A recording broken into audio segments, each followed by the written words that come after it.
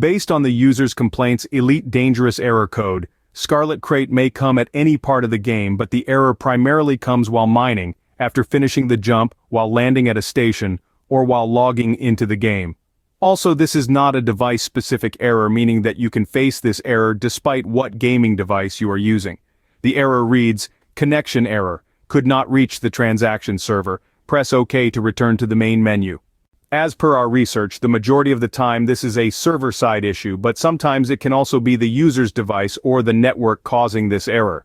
So to fix the error, we will advise the users to try common workarounds to fix any network or device-related issues. If the error still continues, then it's the server itself that is causing this issue, and we have no other option than waiting till the developers fixes the issue from their end.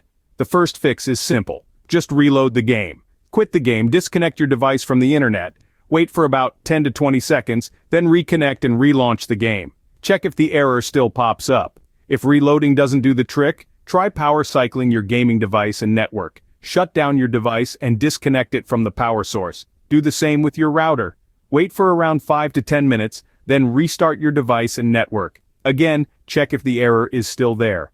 Are you playing in solo mode and encountering this error while landing at a station? Try heading to a different station. A number of players have reported that this move resolved the issue for them. Next, you could try validating the game files. Go to the options menu and select Validate Game Files.